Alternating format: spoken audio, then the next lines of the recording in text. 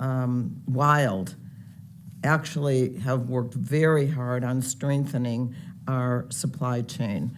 So I would actually like to make sure that we include workers in this, and I want to yield at this time to our colleague on the committee, Representative Blunt Rochester, right now. Thank you, Ranking Member Schakowsky. We on Energy and Commerce have sounded the alarm on supply chain challenges that threaten our health from drug shortages, our economy from rising prices, and our national security even before the COVID-19 pandemic. But we know that the pandemic exacerbated these challenges. As a Congress, we took steps, and I was proud to work as part of the CHIPS and Science Act Conference Committee to help bring semiconductor manufacturing back home. But we all know that we didn't go far enough. That's why in February of this year, I asked my colleagues to work with me to develop a comprehensive, credible, and resource supply chains package to compete globally and create good-paying American jobs. The Republican supply chains discussion draft we are considering today is a good start, but I believe that Mr. Bouchon and I can make it stronger.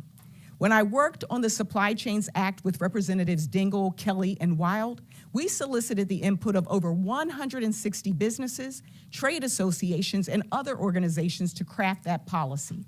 In crafting our bill, Mr. Bouchon and I will continue to work with stakeholders so that we can provide that feedback. We agreed that our compromise will ensure that the federal government adopts the same spirit of collaboration, directing them to consult with all stakeholders, including labor and representatives from America's workforce. While we're still working out the details of our agreement, Mr. Bouchon and I agreed that supply chain legislation must underscore the need for focused leadership dedicated to this issue. That means developing a national strategy with specific and measurable goals. And that includes enhancing the federal government's support to the private sector.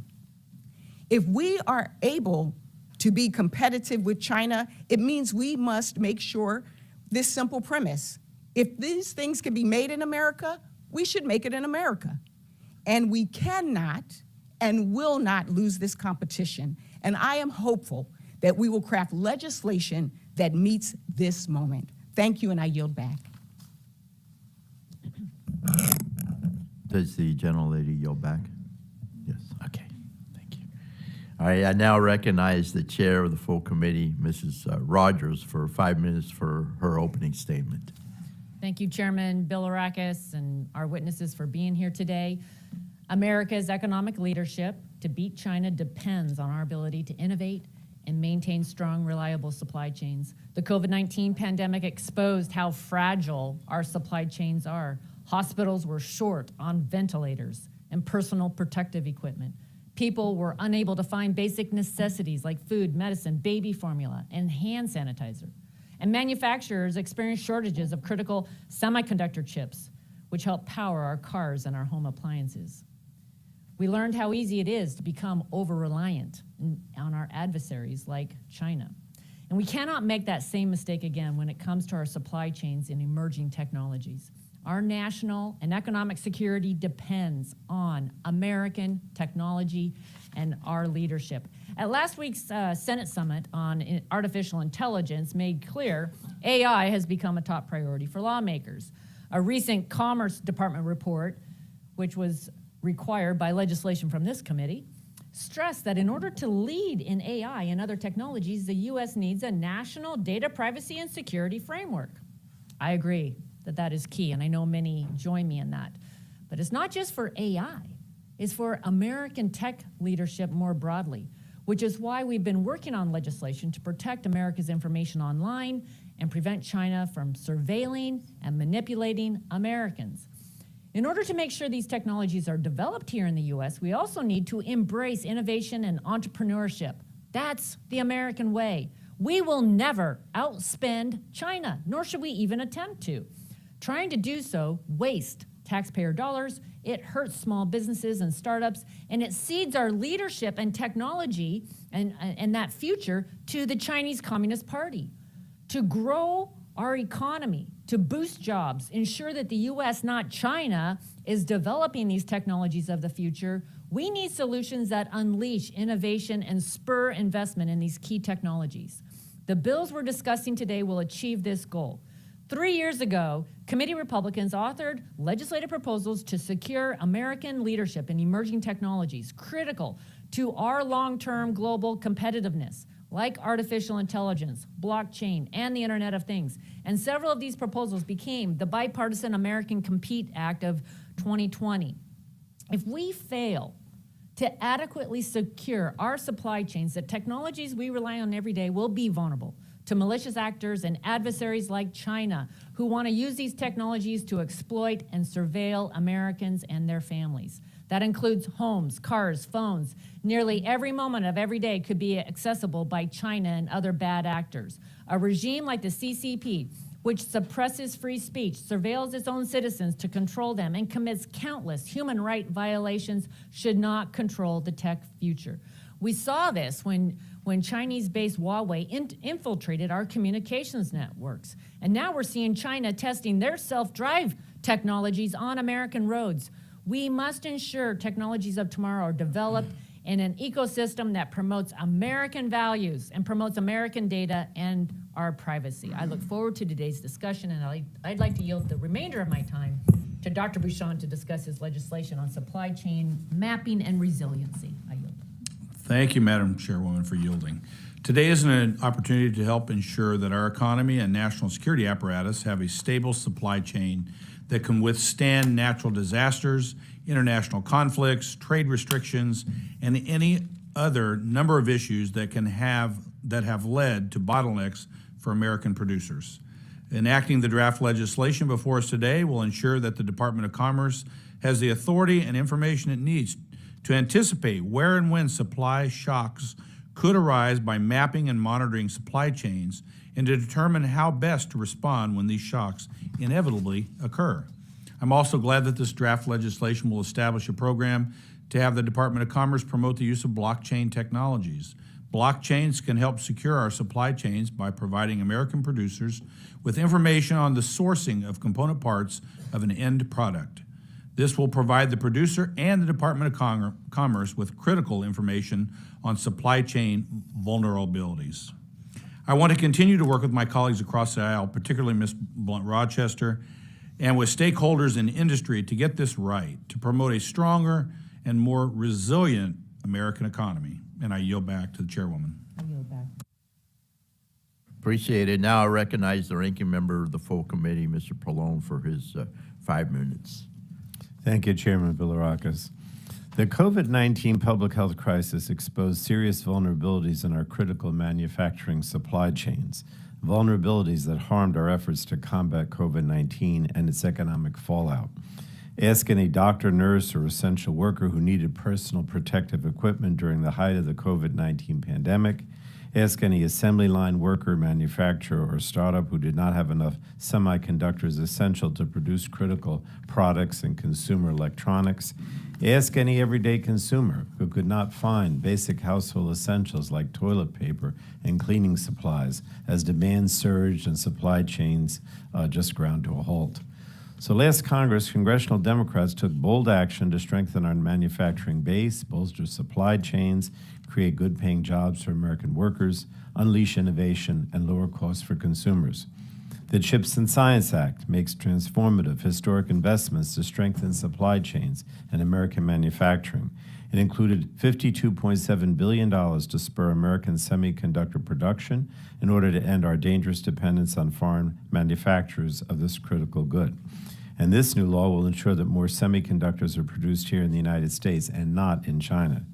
If beating China was not just a slogan for House Republicans, they would have joined us in taking action and voting for this bill. Then there's the bipartisan infrastructure law, which is modernizing our nation's infrastructure by investing hundreds of billions of dollars for roads, bridges, railways, high-speed broadband, clean drinking water infrastructure, and electric vehicle chargers. And the Inflation Reduction Act, which is lowering costs for American families, including health care, prescription drugs, and energy costs, while also combating the worsening climate crisis so we can lead the world in the clean energy transition. Now, these laws are strengthening the economy from the bottom up and middle out. The U.S. has added nearly 800,000 manufacturing jobs during President Biden's administration. Total construction spending on manufacturing in the U.S. has skyrocketed, providing good construction jobs today and manufacturing jobs into the future. But we have a lot more work to do. The supply chain crisis may no longer be front-page news, but serious supply chain vulnerabilities persist. The Biden administration's 100-day supply chain review found that manufacturing supply chains instrumental to our national security and economic welfare remain vulnerable to disruption, strain, compromise, and elimination. These vulnerabilities are industry-wide and affect every American. The Department of Defense warns that the decline in domestic manufacturing capability could result in a growing and permanent national security deficit that presents challenges to our military and technological supremacy. Fortunately, Representatives Blunt, Rochester, Dingell, Kelly, and Wild have introduced the Supply Chains Act, legislation that builds on their bipartisan supply chain work from last Congress. As Representative Lisa Blunt Rochester has already explained, this vital legislation improves supply chain resilience and strengthens our nation's economic vitality and national security. Over 160 stakeholders, manufacturers, innovators, workers, consumer groups, local governments endorsed their supply chain legislation. That's broad support, and that's why I'm disappointed that our Republican colleagues refused to include the Supply Chains Act on this legislative hearing. Again, if beating China was not just a slogan for House Republicans, they would have included this important supply chain legislation on today's hearing. It's important that we have this discussion, but unfortunately, Representative Bouchon's discussion draft is not nearly as comprehensive as the Supply Chains Act and would therefore leave our nation vulnerable to further supply chain disruptions by our adversaries like China. We must heed the lessons learned from the supply chain crisis and ensure that the federal government is equipped with the tools and authorities needed to address supply chain vulnerabilities before they become a full-blown crisis. And that's what the Supply Chains Act does. So I'm hopeful that this hearing will renew productive bipartisan negotiations. And with that, Mr. Chairman, I yield back. I thank the ranking member. Yields back. Our first witness is Justin Slaughter, Policy Director at Paradigm. Sir, you're recognized for 5 minutes for your testimony. Thank you. Subcommittee Chair Bilirakis, Subcommittee Ranking Member Schakowsky, Chair McMorris-Rogers, and Ranking Member Pallone, thank you for inviting me to testify this morning on such an important topic. My name is Justin Slaughter, and I am Policy Director at Paradigm, a research-driven technology investment firm that focuses on crypto and related frontier technologies. Previously, I served in the SEC at the start of the Biden administration as Director of the Office of Legislative Affairs and Senior Advisor to the Acting Chair Allison Herron-Lee, and in the CFTC at the end of the Obama administration as Chief Policy Advisor and Special Counsel to Commissioner Sharon Bowen. I also served as counsel to Senator Ed Markey in both the Senate and here in the House. As we sit here today, crypto is rapidly forming the foundation for the future of commerce and social coordination, and I believe it can help solve many of the challenges discussed during today's hearing and more. I am heartened by the work this committee and others are doing to understand crypto and blockchains. Jurisdictions around the world, allies and geopolitical adversaries, are further along than America in developing deliberate national strategies for harnessing the power of blockchains and crypto. The EU and the UK are well on their way toward establishing regulatory frameworks. Japan and Singapore have in place a clear structure for companies issuing stablecoins, including those denominated in US dollars. And China is marshaling resources across the government to support blockchain technology as a tool for geostrategic competition. It's not too late for us to catch up, but we have to get our act together, and today's hearing is an important step in that direction. At base, blockchains are a special type of shared database that enable the creation of unique, non-duplicable digital items. Blockchains do this by maintaining records of digital information, ownership, and replicating those records across multiple computers called nodes. Fixed rules, known as protocols, define activity, incentives, and updates, with the nodes in the network all having to agree on each addition of information to this shared database. Technological primitives like cryptography and peer-to-peer messaging ensure that the entire system functions according to those protocols. These webs of nodes, protocols, and primitives give rise to systems that can be used for a variety of functions, from the creation of truly digital peer-to-peer money to the formation of new online communities with their own embedded governance mechanisms. Whereas the laws of physics define scarcity in the world of atoms, the world of bits was previously unconstrained, making it nearly impossible to trustlessly enforce digital property rights. While cheap reproduction and distribution is helpful for certain uses, like sharing photographs and written documents, unique items require mechanisms that limit supply. With crypto, it's now possible to own and control scarce digital objects and track their provenance across time and space without the need for a centralized entity. This includes money, art, and digital representations of physical items. You can therefore see how these characteristics could help solve critical problems in the world of supply chain management, where the inability to trace the origins and authenticity of physical items harms consumers, manufacturers, and more. For example, counterfeit goods on Amazon erode the value of American brands and impose higher costs on entrepreneurs and the consumers that buy their products. Similarly, manufacturers of complex products like computer hardware, often assembled from hundreds or thousands of component parts, frequently struggle to manage data records across suppliers in different locations. This is not just a consumer or business issue. A core aspect of securing critical infrastructure from adversarial nation states and other malicious threat actors involves being able to confidently track the movements of component parts. As for our government itself, the U.S. Air Force has a blockchain-based supply chain project called Basecamp, which helps the Air Force ensure timely and secure manufacturing of its essential equipment and provide a reliable supply of needed parts for maintenance, supporting the ongoing operations of our military globally. How can the government therefore continue to play a role in supporting crypto and blockchain technology? The National Cybersecurity Center of Excellence at NIST in the Department of Commerce has already been engaged in research on the use of blockchains for supply chains in manufacturing and research. We welcome these efforts and think NIST's engagement in research needs to be only the tip of the iceberg. More constructive engagement is needed between the private sector and the government on these topics, especially within the Commerce Department, but also more broadly. We also need more expertise within the government on these topics. Like many expertises, crypto is not a topic that is easily learned, but determined study yields vast rewards. Similar to other emerging technologies, crypto and blockchain and the companies building in the space need to be appropriately fostered and given clear rules of the road to operate. The future that crypto can help build is clear.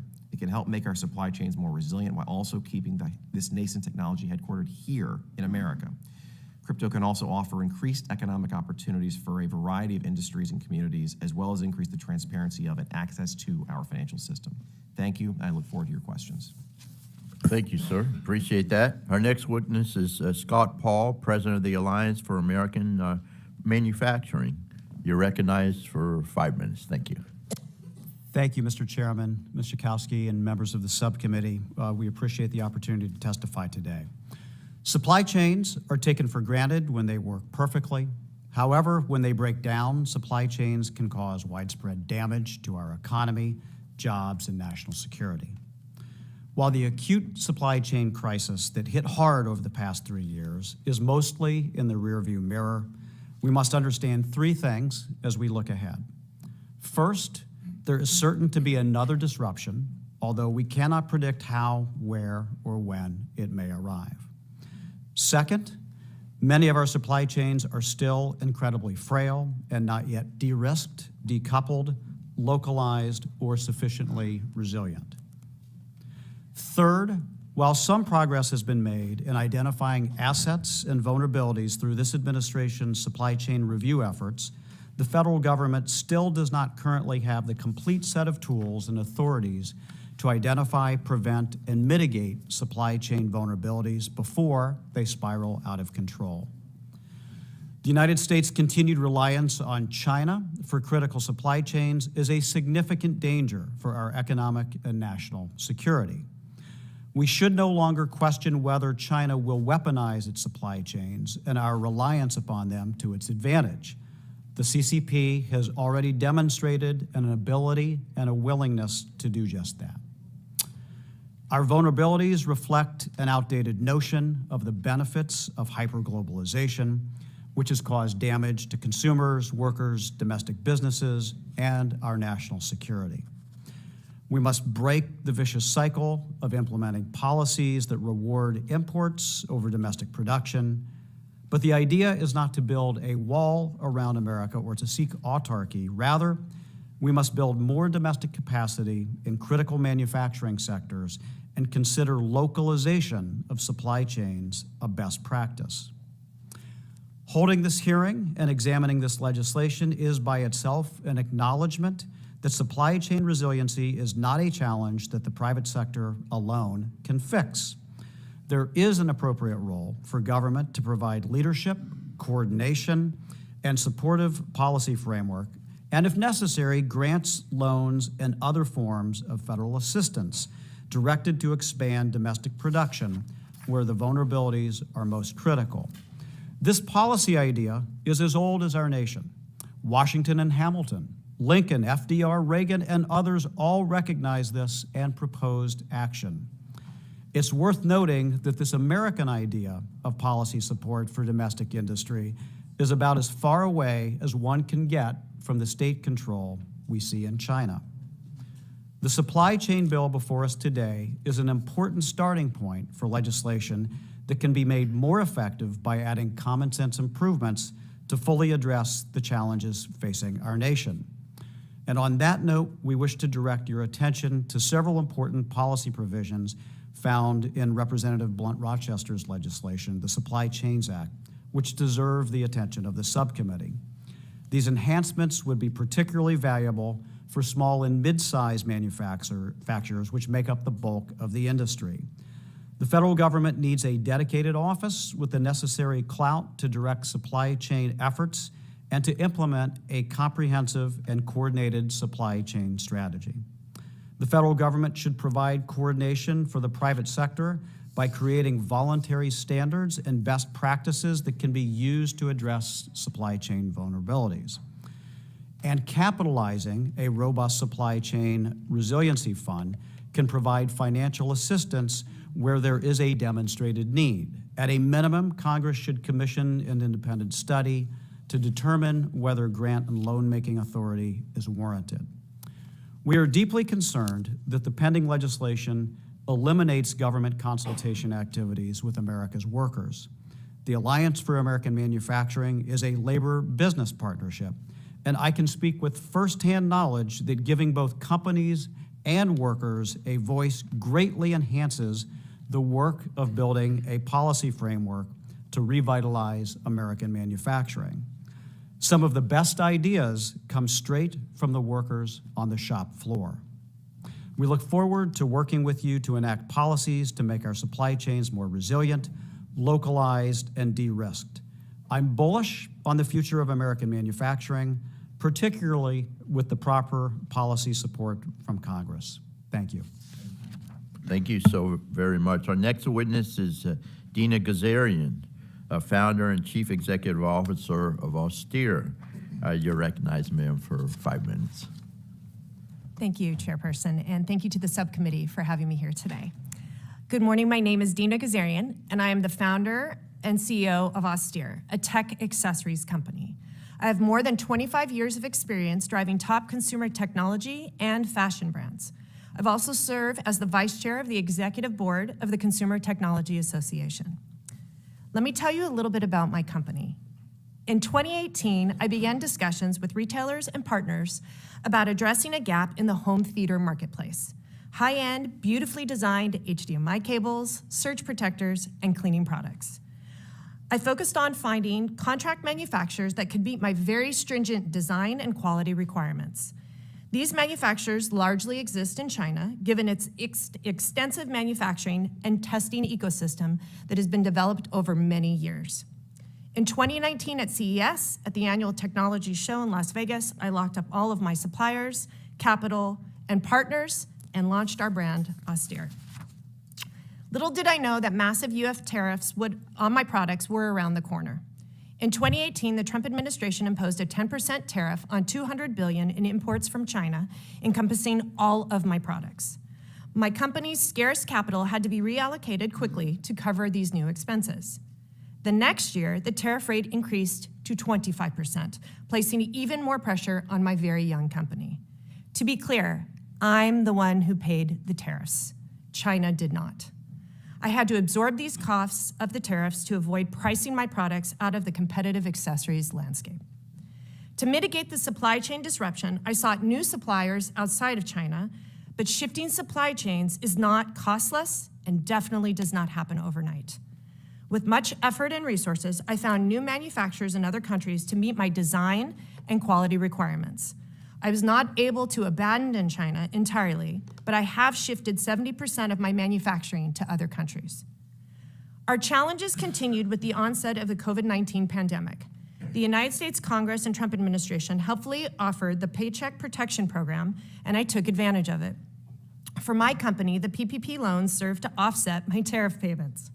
It would have been more efficient to repeal the tariffs entirely, which would have lessened the need for the companies to seek government resources like mine to stay alive. As the U.S. economy rebounded from COVID and consumers increased their demand for technology products for their homes, shipping costs jumped to historic levels and delivery times increased due to backlogs at many of the ports. The cost to ship products from Asia to the United States became prohibitively expensive. To get my products delivered to the market on time, I pivoted yet again. I shipped my products to the lower cost port of Savannah.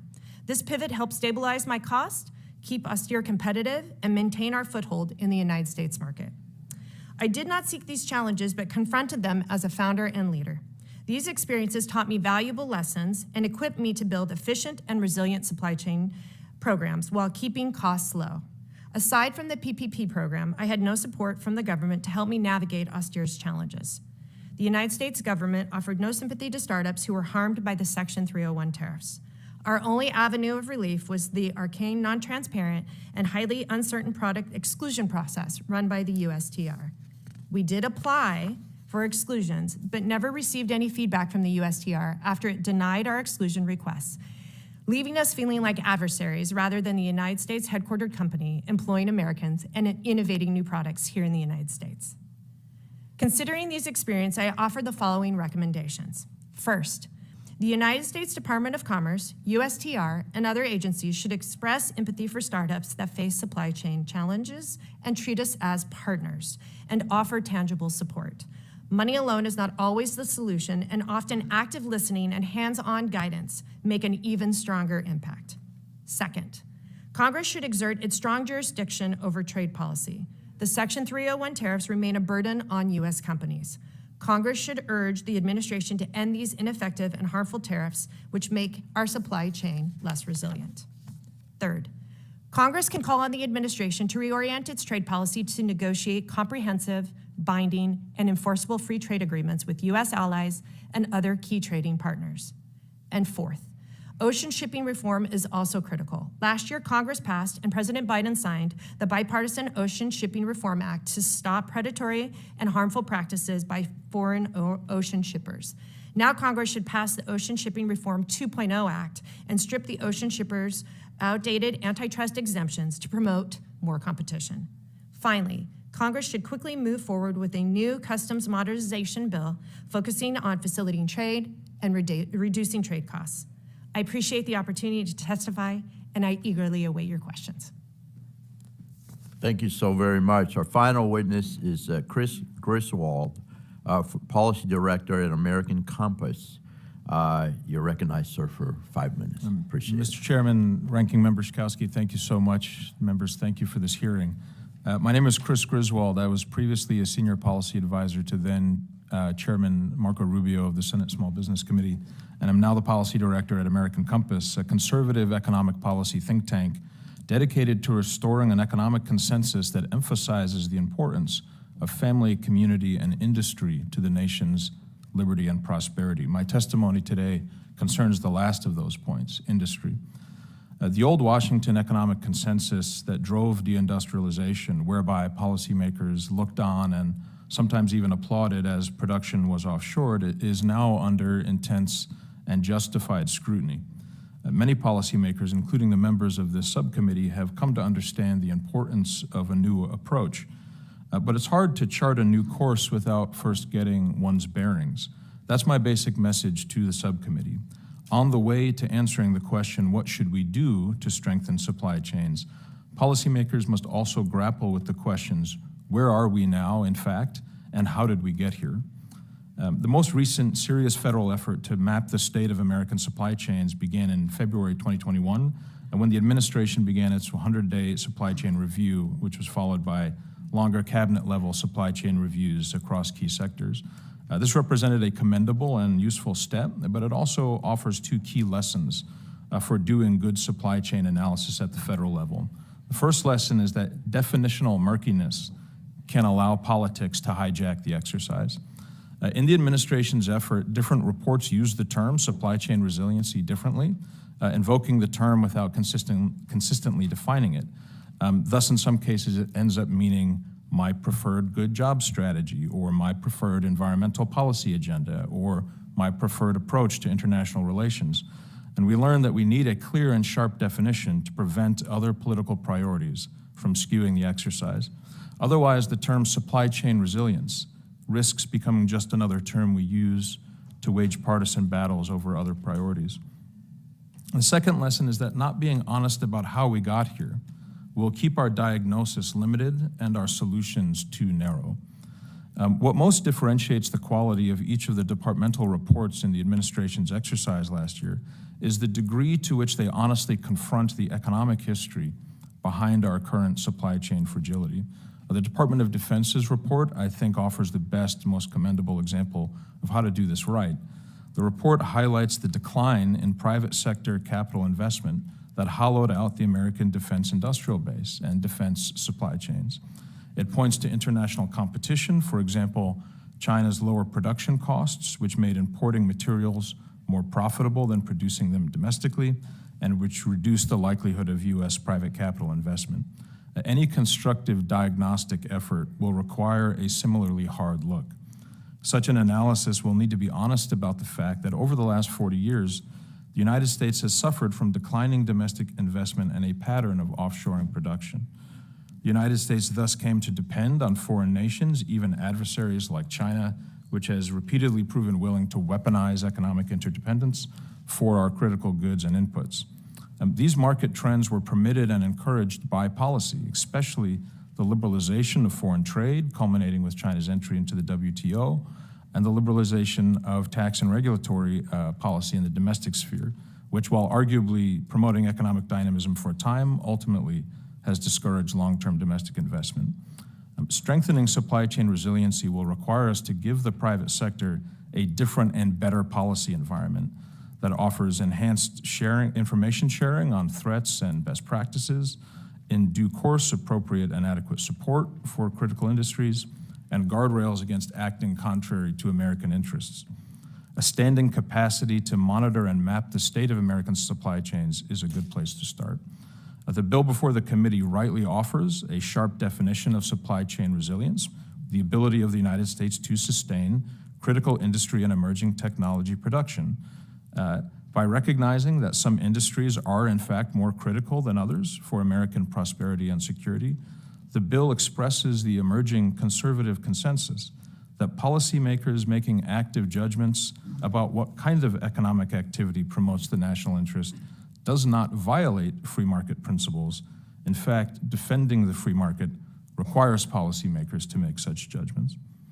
And finally, by requiring the proposed program to report to Congress an assessment of policies, rules, and regulations that impact the ability for domestic manufacturing to compete, the bill expresses an understanding that a wide range of policy decisions drove this problem and that a wide range of policy changes are needed to get us out. I urge the subcommittee to continue its very important discussions and negotiations. I thank you very much for your attention. Thank you very much. I thank all the presenters today. I'll begin the questioning and recognize myself for 5 minutes. We'll start with Mrs. Ghazarian. You have a beautiful American story, by the way. I read your testimony. I understand you're Lebanese. I am You're Lebanese. Lebanese descent? Yes. I'm married to an Armenian. I am. Yeah, that's wonderful. And have raised children with special needs. I do. Thank I you. have my What a youngest has wonderful special needs. role model you are. Oh, well, thank you. It's true. I'm sure there's a lot we can learn from you beyond supply chain, of course. But we'll stick to the subject matter today. Can you tell us a bit about what it means to be an entrepreneur in this country and what we can learn about how business can benefit from a government as a resource of information? And I know maybe you can expand upon that, as opposed to picking winners and losers in the economy. Yes, thank you for the question. So I'm lucky. I come from a family of entrepreneurs, and just about everywhere I've worked, there has been some sort of spirit of entrepreneurship that I've been able to learn from. So when I took my first step to actually open up my own business and create something, the excitement that was there really kind of drove me to make something and make something important that I could show my family and show really our industry what could be done with a lot of focus and effort. A lot of my partnerships and networking is what really allowed me to learn from what to do and where to go. So the private sector and that participation definitely drove us into how we set up our business model. 25 years of experience in the consumer technology space allowed us to be able to learn and utilize those relationships, a good portion of them, especially when it came to manufacturing, being developed in the ecosystem of China. That ecosystem that was in existence, I'd been working with them for years, so when it came time to start our new business and to use quality manufacturing of people who would meet standards that would meet my level of product was absolutely who we wanted to partner with to build the business. I would say what was interesting about being a first-time entrepreneur is starting at what was, I think, a very easy time to get into the business because of the network that existed and the ecosystem that existed. And then in the first 3 years of being in a business, having all of that turned upside down on its head to learn from, there was a lot of places we tried to go to be able to be as nimble and fast as we could to stay alive. I would say a lot of our effort within the supply chain on the private sector side through our third-party logistics provider that gave us information such as you can open up duty-free facilities to be able to hold on paying tariffs right away so you can extend your cash flow. Leveraging, because the majority of my business is on the East Coast, leveraging East Coast facility, the East Coast Port of Savannah to be able to bring goods in and have a quick turnaround time versus working through the behemoth at the West Coast in my neck of the woods in Los Angeles. That information and those efforts is what kept us alive and nimble during probably one of the most trying times ever to be an entrepreneur. Absolutely. Thank you very much. welcome. You know, I'd like to talk to you personally, but I want to get to these questions, but very informative. Mr. Slaughter, I know you work for a former alumni of this committee and Senator Markey. You're an expert in blockchain technology, I understand, including cryptocurrency. I hope you agree that the currency discussion is just one aspect of this generation technology. Can you translate for us how blockchain and distributed ledger technologies can be applied to our topics today, please? Absolutely, and I'll absolutely try to do that. This is a very opaque topic, I know. The way to think about distributed ledger technologies is that they are fundamentally information networks that allow for many different people collectively to access information in a decentralized fashion, but in a trusted fashion. The great example I give is many of the members in this committee, I'm sure, are familiar with Dear Colleague letters. Part of the problem with Dear Colleague letters, as you all know, is as you are circulating for signatures, you have to have your own office control access to the letter itself. Otherwise, edits get made without your knowledge, parts are deleted, it's chaos. We have found that traditionally in centralized settings, you can have things be either decentralized, where many people have access, you can have things easily changed quickly, or you can have things that have trusted, but you can't have all three. Blockchains allow for all three. You can have many different people accessing a network, you can have a consensus mechanism confirming authenticity and veracity, and you have changes done frequently and quickly. That is the basic theory behind distributed ledger technology and blockchains, of which crypto is also a part. More time. Yeah, I'm going to have to, my time has expired. I'll submit the questions for the record, but I'll recognize now the ranking member of the committee, Ms. Schakowsky, for her 5 minutes of questioning. Thank you. I have a series of questions for Mr. Paul, and they deal really with the issues of workforce. And I wanted to talk to you on don't you think that considering the workforce is very important in supply chain resiliency? Thank you for the question, Ms. Schakowsky. I think considering the interests and the needs of the workforce and hearing their voices is essential. Any small and mid-sized manufacturer will tell you that their most valuable asset is their workforce, and the knowledge that that has and the intangible benefits of that are extraordinary. Second, We know from our supply chain disruption experiences that considering the voices of workers is critically important during COVID when it spread through meatpacking facilities, which was not a workforce-driven, but a company-driven exercise. It caused a lot of damage to supply chains and to health. And so considering the voices of those workers is going to make it more successful that way. And should the Department of Commerce consult with organized labor, with workers, as we go forward to map and monitor the supply chain? Yeah, I will just say in my experience that having the voice of unions is essential. I mean, may have political disagreements with unions, but having the voice is essential. We operate as a labor business partnership. We have big steel companies, big other manufacturing companies, and the United Steelworkers sitting at the same table solving problems. And we're able to do that far more effectively than when you're leaving one of the key stakeholders out. I mean, I think if we talk about inclusion of all these stakeholders, that we need to talk about labor as well. I wanted to ask you, has the gig economy always been have a positive effect on workers? I will say that's a very good question. It's still emerging economy. I'm happy to say that in manufacturing, where most workers are permanent employees and rather than contractors, that it is not a big of an issue. But I will also say that in my experience, we know of gig work that pays sub minimum wage if you cost it out per hours worked, and I think that needs to be a big consideration. It can have some benefits like flexibility and entrepreneurship, but it can also have some serious concerns with respect to wages, with respect to benefits, and it can put downward pressure then on the incomes that you might find in certain communities. And I think that aspect of it needs to be studied very, very carefully. I appreciate that so much.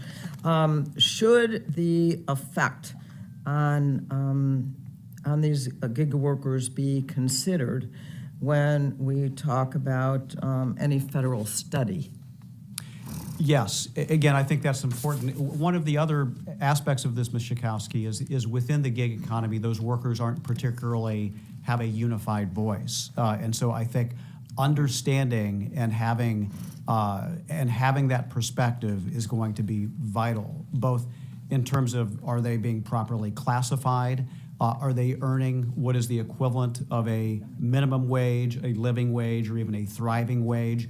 What is the relative level of security when it comes to health care or housing or child care compared to workers in other sectors? I think having that understanding is going to be essential to having a full picture of the gig economy.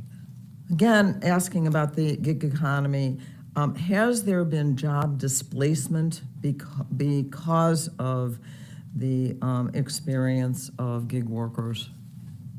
There undoubtedly has. You look at modes of transportation and mobility and how that has changed, and that's certainly disrupted that industry. You've seen it in hospitality as well. And so I think understanding the macro impacts of that is going to be important, not only looking at some of the advantages of gig work when people want flexible schedules or what have you, but I think understanding the impact that it's having on specific sectors is going to be vital for policymakers to understand, to make policy choices. Well, I really appreciate this testimony. We want to make sure that all of the players are included in the analysis of supply chain issues. Thank you. General Lady yields back, and I'll now recognize the chairperson of the full committee, Mrs. Rogers, for her 5 minutes of questioning. Thank you, Mr. Chair. Mr. Griswold, thank you for your testimony. I'm summarizing a bit here from your written statement, but you essentially said, just like infrastructure, supply chain resiliency has become a buzzword, and that it risks losing its meaning to justify other policy goals. And I think it perfectly explains how a sensible consensus proposal last Congress turned into a multi-billion-dollar handout. As you referenced, the all or nothing approach. Can you explain why it's dangerous to massively spend on varied objectives without first even examining the problems that we're trying to fix? Thank you very much for the question. I think in my mind, it's a sequencing question. That yes, of course, landscape awareness must come first, both chronologically and logically. You have to know the problem that you're dealing with before you can adequately address it with other policy measures. So I would absolutely agree, I think, with what I take to be the spirit of your question, which is that clear and accurate mapping and monitoring is of course, the right place to start. My own organization has endorsed ideas for appropriate ways to support critical industry. A national development bank, for example, might be a good idea down the road. We know that when it comes time, for example, for American entrepreneurs and innovators to commercialize their products at scale, they often have to leave the United States due to financing concerns and other economic pressures. So as a general matter, yes, in my view, there is a place for adequate and appropriate support, but that needs to follow awareness of the problems so that support can be wisely directed, in my view. Thank you. Mrs. Ghazarian, I thank you for being here, sharing your insights and your impressive life story. Your candor on your work with supply chains in China is very helpful to this committee. And while we have many concerns about how China can manipulate our children through apps like TikTok, or how the CCP is moving full steam ahead to beat America in the deployment of emerging technologies, we know that there's numerous sectors that remain linked to this region. Understanding a business rationale for sourcing from China can be important in America's fostering greater chances to onshore or friendshore our supply chains and manufacturing. Would you walk the committee through your thought process on this and how we can foster more opportunities for businesses, and what are the obstacles you face to do more business here in the U.S.? You got a great question. I'm an American company, and as an American company, if I could bring my business back here within reason, that would actually allow me to make my quality products at the safety levels that I need to provide for the consumers, I would absolutely do it. I would say it's been a very interesting learning experience over the last 3 years to understand how to remove yourself from a country that is very established when it comes to manufacturing and to shift. A lot of the development work that we could do immediately was in other Asian countries because the network was set up, honestly, as a sub-network, I think, to China originally. So it allowed us the ability to shift and move to Taiwan for certain products and Vietnam more recently now for others. We have done a lot of homework in regards to Mexico. Mexico would be the ideal place to immediately bring production for me, even more so because of the fact it's quick and it's simple, and from a competitive standpoint, it would allow me to bring goods into the country 1 to 2 weeks after being produced versus 4 to 6 weeks when it comes to shipping in containers and bringing it here. So the problem with Mexico right now is, as much as there's an establishment to be able to build the goods, as long as you can put them together, you still need the parts from all over the world in order to be able to build my type of products. So there's still the effort of trying to work through production and bringing the products into Mexico to be able to do that versus leveraging resources in the country itself. So if there's a way to partner with our trade partnering companies or countries like Mexico to get those resources and help build a quicker supply chain, I guarantee you most small businesses like mine would shift immediately because of the competitive landscape as well as keeping costs down. Thank you. Would you just speak specifically about the obstacles to actually doing more business here in the U.S.? Absolutely. So the cost to actually leverage labor resources here in the United States is astronomical. I'll give you a great example. I make a fantastic cleaning product. That cleaning product has a lot of value that allows us to be at a more competitive price point with my competition. If I were to actually figure out, and I tried multiple times to source that product here to have it be a made in the USA product, it would double my costs, which in turn would double my retail and would actually take me out of the market completely for that product. It's my #1 selling SKU, so. Thank you. Sure. Thank you for being here. Thank Yes. you all. Thank you. I yield back. Chairperson yields back. Now we'll recognize the ranking member for his questions, Mr. Pallone, for 5 minutes. Thank you, Chairman Bilirakis. National crisis demands strong leadership and leadership capable of meeting the moment, overcoming bureaucratic impediments, and forming and maintaining lasting partnerships. During the pandemic, in the face of one of the nation's worst supply chain crises, there was no dedicated federal entity responsible for leading a government-wide response to supply chain shocks.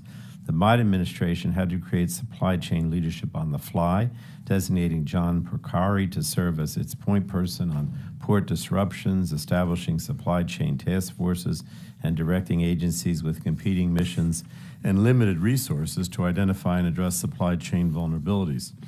But we have to move away from crisis triage and transition to a more effective crisis prevention and management approach to supply chain vulnerabilities. And that's why I'm a strong supporter of the Supply Chains Act, legislation endorsed by over 160 stakeholders, including manufacturers, innovators, workers, consumer groups, and local governments. This vital legislation recognizes the importance of a dedicated office and strong leadership at the Department of Commerce to spearhead a whole-of-government approach for preparing for and responding to supply chain shocks. So let me go to Mr. Paul. The supply chain discussion draft on today's hearing does not create an office helmed by an assistant secretary. Do you believe that identifying a dedicated office and assistant secretary to lead the Department of Commerce's supply chain work is important? Thank you for the question, Mr. Pallone. I do think it would be incredibly valuable to have an office and a dedicated assistant secretary. The Commerce Department, as you well know, is large, expansive, has many agencies working on many things. It responds to crises. It was able to do that somewhat, obviously, during the last supply chain crisis. But having a permanent office there both indicates a level of importance that policymakers are attaching to supply chain resiliency because of the economic costs of not doing so, number one. Number two, it also speaks volumes to manufacturers in the United States, and I think this is important. Over the years I've been doing this work, one of the most frequent complaints I've heard from small and mid-sized manufacturers when it comes to interacting with the government, and many have a distrust because of the nature of their enterprises, is that when they want something, they don't know where to go.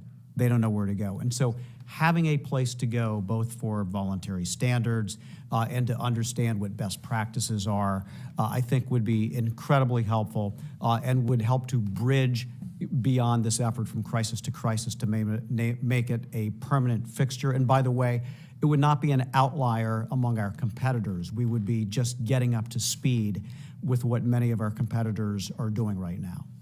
And so, Mr. Paul, as you say, many of our economic competitors have agencies and offices dedicated to supporting their manufacturing sector. Do you think we're operating at a competitive disadvantage without a dedicated supply chain office at the Department of Commerce?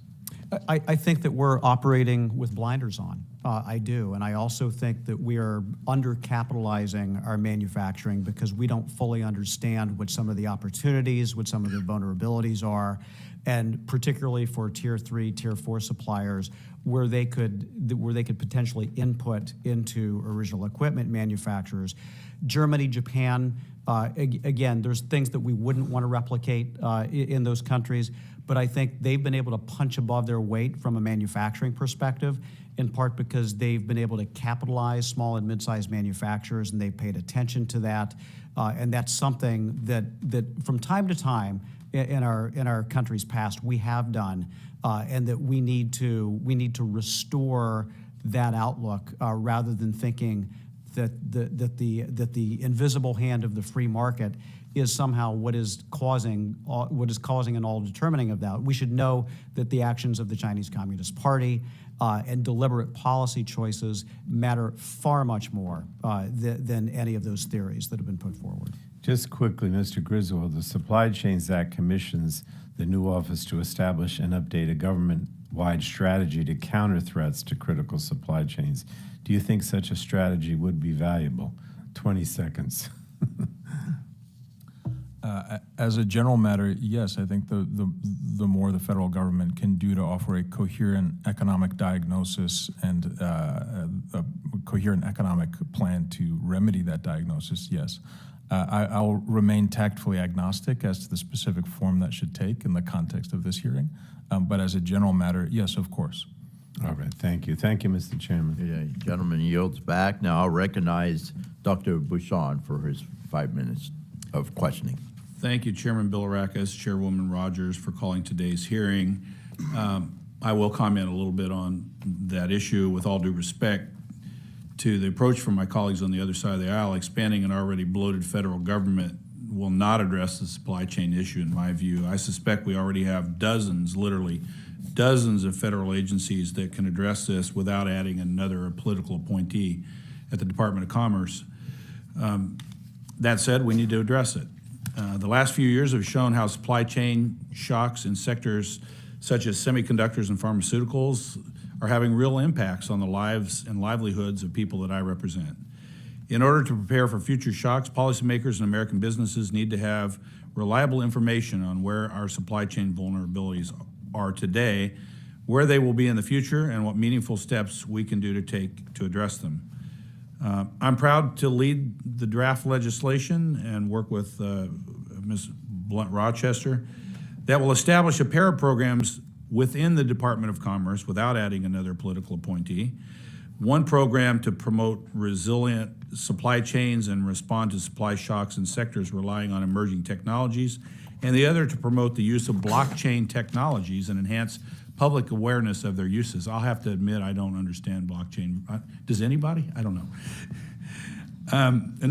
That was a joke.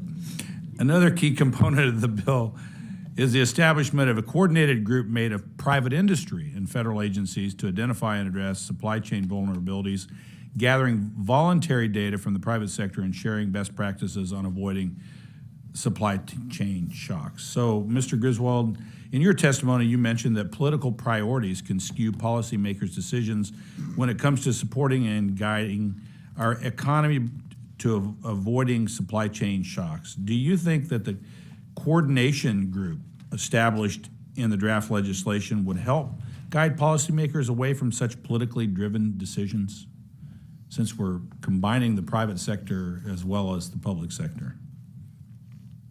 Just a general impression. Yeah, my general impression would be that the wider a net that this effort can cast, the better off it will be. The diversity of perspectives, I think, can only be constructive. Yeah, thank you. Mr. Slaughter, as this committee continues to work towards secure supply chains, I think industry stakeholders need to be confident that the information they submit to the Department of Commerce to monitor supply chains is secure.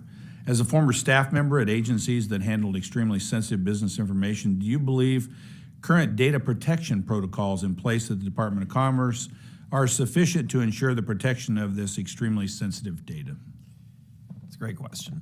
I would say that in general, you can always have more data protection. The problem of data fundamentally is that it's much easier to attack and hack it under traditional means than it is to defend it. This is a consistent rule. Yeah. I remember once being told if cybersecurity was a risk, it was a soccer game, it'd be 270 to 269.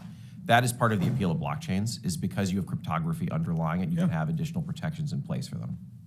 Yeah, great.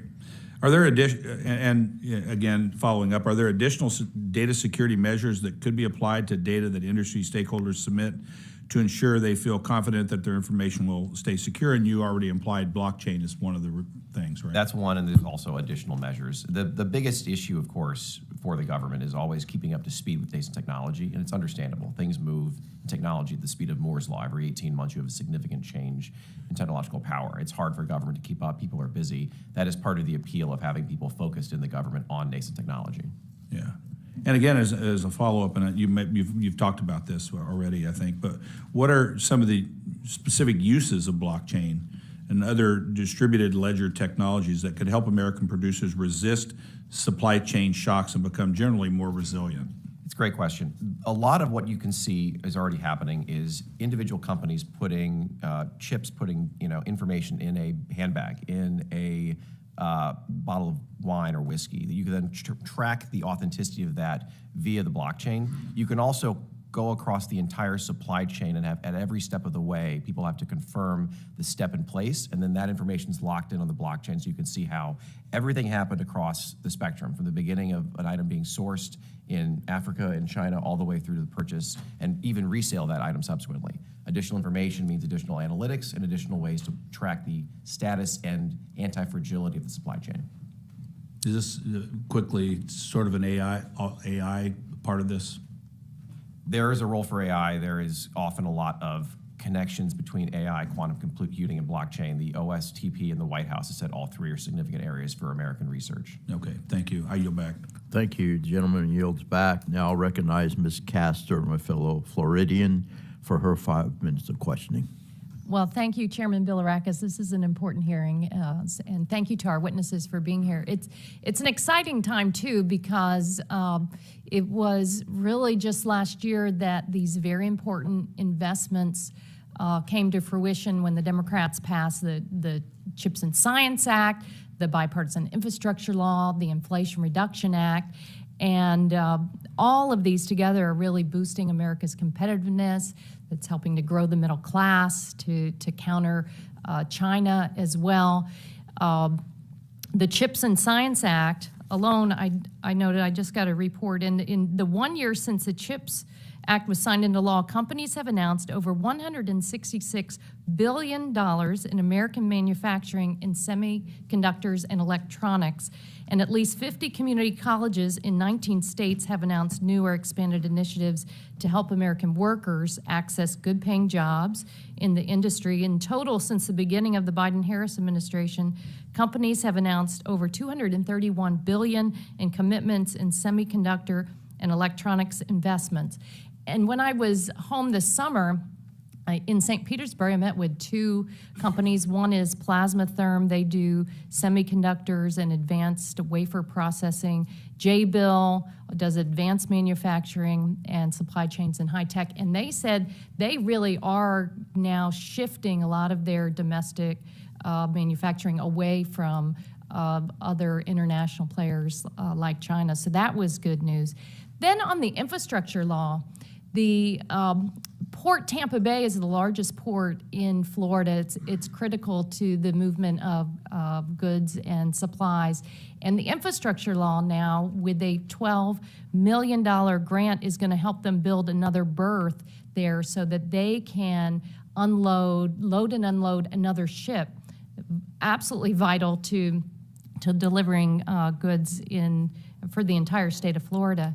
And then the Inflation Reduction Act, which is our historic climate law, the New York Times reported just 1 week ago that this climate law and other parts of President Biden's economic agenda, have helped speed the development of automotive supply chains in the American Southwest, buttressing traditional auto manufacturing centers in the industrial Midwest and Southeast. The law, which passed with only Democratic support, aided factory investment in conservative bastions like Tennessee and swing states of Michigan and Nevada. The law also helped underwrite new investments in electric cars, home solar panels in Florida, Arizona, and California. It said that the numbers show that actual, not announced, business and consumer investment in clean energy technologies hit $213 billion in the second half of 2022 and the first half of 2023. That was up from $155 billion the previous year and $81 billion in the first year of the data under President Trump. So Mr. Paul, are you surprised at the scope and breadth of these investments now and the reshoring of supply chains as a result of investing in America? It's a good question, and I would say yes and no. I would say I am surprised because there was a lot of skepticism about what could happen. I'm not surprised, though, because it is in response to kind of one of those fundamental laws of economics that actors respond to incentives. And that's exactly what's happening here, is that there is now an incentive to locate this type of production in the United States through a combination of offsetting capital costs, through helping with workforce, to having a procurement market, and to having a balanced trade policy. And you have seen those dramatic shifts in semiconductors and microelectronics. You've seen it in many aspects of clean energy.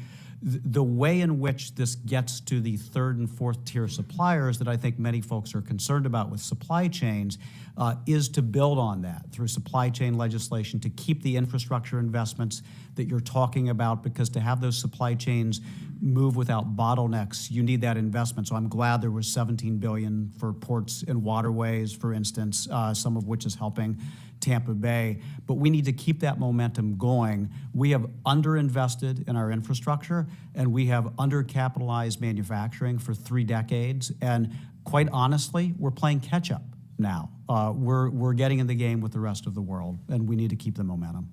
Thank you very much. I yield back. Okay, thank you. General Lady yields back. Now recognize the Vice Chairman of the committee, Mr. Wahlberg from the great state of Michigan, for his 5 minutes of questioning. Thank you, Mr. Chairman, and thanks to the panel for being here. Being from the auto state and amid the ongoing UAW strike that we all are watching in the news, I'm seriously concerned about how reliant we've become on China for critical components of our fleet.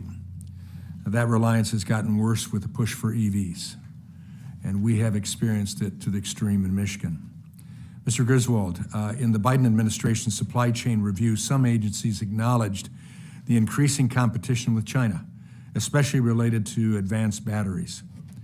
Yet there seems to be a lack of coordination and action at the agencies to address the problem, with many of their policies pushing us to be more reliant on China, not less, and we've seen that even in Marshall, Michigan, with Ford Motor Company having to contract with a CCP licensed company to provide the resources and the ability for an electric battery.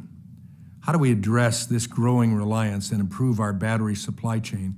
And secondly, are we hindering the potential of a domestic supply chain in favor of a faster EV transition? Thank you, Mr. Vice Chair, for the question. There's a few things I would say. The first, you noted, I think quite rightly, some lack of coordination between federal agencies, which is one of the reasons why a standing capacity to do this kind of supply chain monitoring and mapping is so vital. And I recognize that there are ongoing discussions about whether that's a program or an office and so on. But having that standing capacity is absolutely essential, so that there's a mechanism for addressing that kind of discoordination. I think the structure of the federal government at the moment is not well suited to addressing the concern you raise. On the question of whether we are privileging a faster EV transition over building our own domestic supply, I think you're absolutely right to point to that trade-off.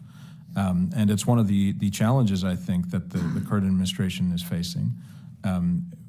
We heard just earlier from an earlier question, the IRA referred to as a climate bill rather than a industrial strength bill, for example. And I think that speaks to the attention in the coalition on the other side of the aisle.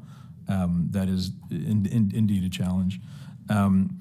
With respect to our ongoing and in some cases increasing dependence on China, one thing we haven't talked about yet in this hearing is the ability of the U.S. government to simply say no when it needs to. One of the criticisms I would make of the current administration's executive orders, for example, is that respecting investment in China and semiconductors and in other critical technologies, is that they're too weak.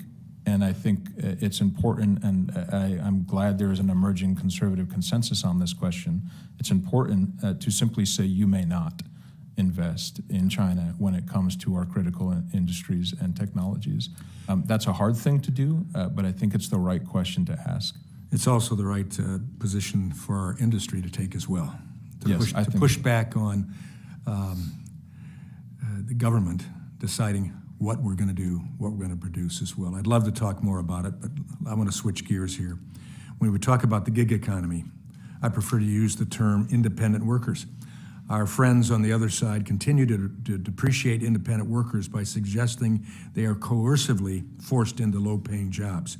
In fact, we know that millions of Americans actively choose and want to work independently because it fits their lives and their priorities. Independent work has exploded in the last decade, from direct sellers to truckers and freelancers. Working independently has now more than ever become a viable and sought-after choice, and I commend Representative Joyce on his legislation to examine this vital part of our economy. Mrs. Ghazarian and Mr. Griswold, digital platforms have and other vehicles for people to engage in independent work kept the economy moving during COVID when many businesses were forced to close. What role do independent workers have in keeping our supply chains resilient, and do we need to do more to identify their impact on our economy? Thank you for the question. I'd be happy to answer first. I currently, at this time, don't employ any independent workers, but I am fully supportive of understanding how a flexible workforce could benefit the economy, and in turn doing a study to be able to show that. I do believe over time our business will need more and more of a flexible workforce, and those independent workers will be critical with that. Thank you. Mr. Griswold? I think I would say that workers in all employment structures are essential to strong and resilient American supply chains, and that regardless of the form that takes, we are right to consider their role in the resilience of our supply chains. You've hit the main point I wanted to hear you hit. That's for sure. And my time has expired, so I'll respect that and yield back. Thank you. Gentleman yields back. Now I recognize my friend Mr. Soto from the state of Florida. Thank you, Chairman, and what a great Floridian you are. Happy to be discussing a critical issue, supply chains, today. We learned during the pandemic, that a plan to import a bunch of goods from 10,000 plus miles away sometimes can hit snafus, right? And so as we're still working in a global economy, it's about making sure we have domestic capacity for some of these essential goods, even while we continue to engage in international trade. The infrastructure law, the CHIPS Act, and IRA were all parts of the president's vision, and so many of us in Congress. We saw factory construction double over the last year, which is exciting. A key part of the supply chain is making more essential products in the United States, those especially that are important for national security and high growth areas. It's all about capacity. We're also seeing nearshoring in Central America and South America as a part of that too. Mr. Paul, where are we at as a snapshot right now between what supply chains are improving and what needs additional help, and what would you recommend for that help? Mr. Soto, that's an excellent question. And I want to preface the answer to this by saying that I think having a supply chain strategy and additional legislative authority coming from the Congress is going to be essential to widening and deepening the understanding of all of this, because there are limited lines of sight into what's going on right now. And that's not only from a federal government perspective. I think this varies widely by agency. I think DOD has some understanding within its space. I think that other agencies will acknowledge that they do not currently have the best line of sight in there. I think that's also true of some global companies. I think that they have some line of sight into their own supply chains. And I think in other respects, when it gets to the third and fourth tier, they often aren't nearly as aware of what some of those bottlenecks, vulnerabilities, political risk could be to them. And so as we move ahead, it's going to be vital. What we do know is that the incentives that you cited in the bipartisan infrastructure law, in the CHIPS Act, and the clean energy manufacturing provisions of the IRA have indeed brought some new manufacturing construction to the United States, and with it some of the supply chain as well. And I think it's important to get this right. I think one of the things that's going to make that critical is to make sure the administration continues with the requirements that to access the loans, the grants, the procurement, that it has to be made in America to the fullest extent of the law that you all passed. And there were made in America requirements in the bipartisan infrastructure law, in CHIPS and Science, and in the clean energy manufacturing of the IRA. And so I think that'll be helpful. I also think that we still have tremendous vulnerabilities in some of our supply chains. And we know, for instance, if we want to rebuild our electrical grid, there is exactly one supplier of the type of grain-oriented electric steel You must be talking to my local utilities.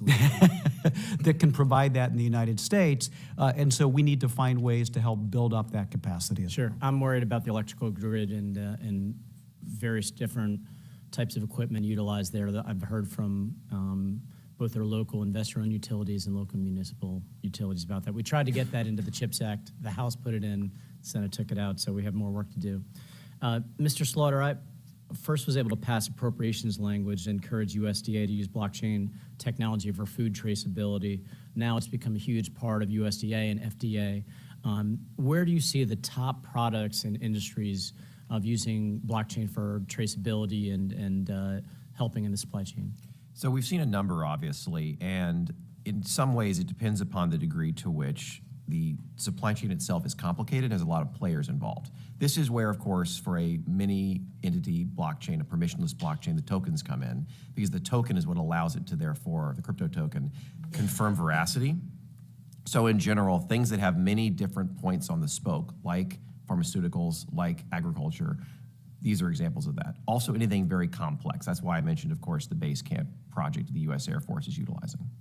So when people hear token, they think of like a monetary item, but really we're talking about like a tag or a barcode on a box, but it's electronic in nature, just for the edification. That is the idea, right? There are many different ranges of tokens.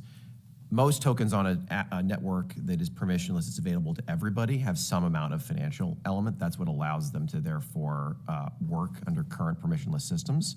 But there's a whole range of options here. This is a technology that applies across the entire economy, not off of any one area. Perhaps we should call it digital labeling. Maybe everybody will get that a little more. So just a thought, and I yield back. Gentleman yields back. Now I recognize Dr. Dunn from the great state of Florida. In northern state of Florida. Florida is such a great, beautiful state. I know, it's all over, but that's okay. That's part of my job, and it's all true. The farther north you go in Florida, the farther south you get. And I'll recognize the doctor, the good doctor, for his 5 minutes of questioning. Thank you very much, Chairman Bilirakis. Today, the United States remains in a manufacturing dilemma. Critical industries are tied to non-market Chinese Communist Party. And we may note the irony, I think, that a communist country has absorbed so many businesses around the world and flipped the concept of globalism on its head.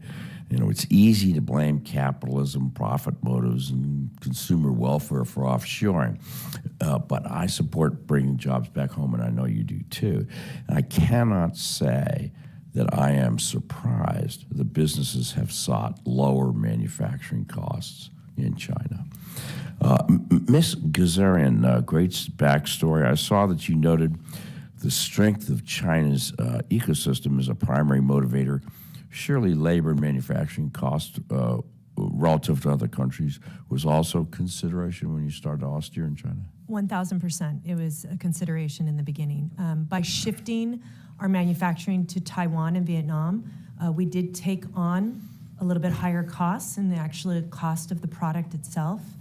But with the tariff dropping off completely, the difference in balance between the two, it was still more cost effective for us to shift countries, so we did. Thank you for that. I understand your frustration, by the way, with the USTR's targeted tariffs, and worked with a lot of companies in my district to try to get the waivers on those. I think it's essential for us to get our long-term resilience of U.S. supply chains in the U.S., or at least not dependent on China. Can you elaborate any recommendations that you have for the Department of Commerce that would incentivize onshoring or friendshoring of U.S. offshore investments? I would say that shifting, again, based on my experience and what I've done so far, there's been a limited amount of time where I've done research to see if we could bring goods back here to the United States. The cost of labor alone just completely takes it out of the realm. So if there's any way to... Hence the friendshoring references. Correct. I would also say, too, that a lot of the work that my product needs to be built, There's a lot of hands-on, what I would call technology trade specific learnings that would need to be taught. And if you were to try to go out and find a network of already trained individuals that know how to do that here in the United States, that would not exist. I do believe there is a need to educate and train. I would have to take on that cost, and it would slow me down versus speeding me up if I were to bring that back. I agree with that. Thank you very much. Mr. Paul, I agree with your assessment. We've become too dependent on China as a single source of goods. They're 29% of global factory output. Calls for us to start bringing these supply chains back to America and its allies. A policy decision that I've been calling for loudly is renewal, a clean renewal of the general system of preferences on tariffs. This is something that has passed the House and the Senate without fail for 35 years.